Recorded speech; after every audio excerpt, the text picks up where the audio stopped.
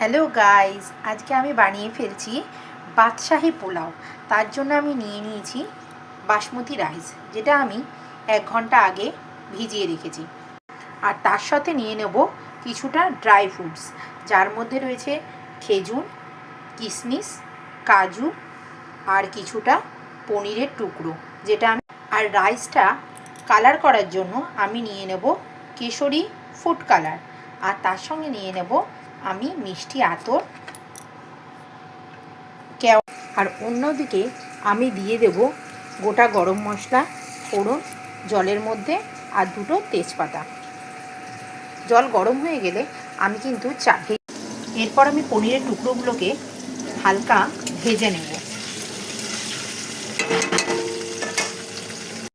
এরপরে কিন্তু আমি কাজু কিশমিশগুলোকেও এক এক করে হালকাভাবে একটু ভেজে নেব। খেজুরগুলোকেও কিন্তু আমি এইভাবে একটু তেলের মধ্যে নাড়াচাড়া করে নেব। আমার কিন্তু জল গরম হয়ে গেছে।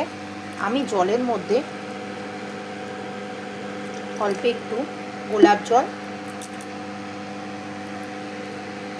এরপরে আমি ভিজিয়ে রাখা চালটা জলের মধ্যে দিয়ে দেব। অনেকেই আছে চিকেন বিরিয়ানি খেতে চায় না, তো তাদের জন্য এই রেসিপিটা কিন্তু খুব ভালো একটা আইটেম। আমি এর মধ্যে দিয়ে দেব পরিমাণ মতন লবণ।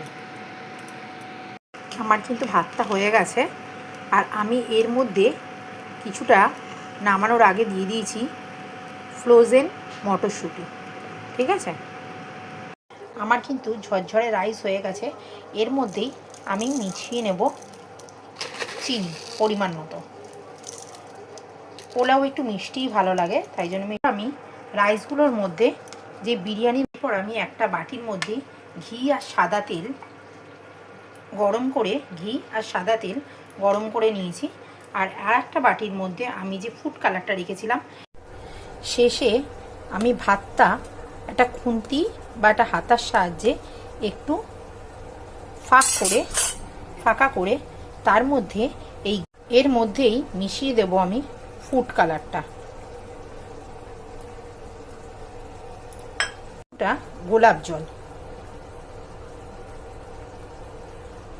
আমি কিন্তু সব কিছু দিয়ে মিশিয়ে রাইসটাকে এইভাবে ঝাঁকিয়ে নিয়ে একবারে আমি দমে বসিয়ে দিয়েছি 10 মিনিটের জন্য।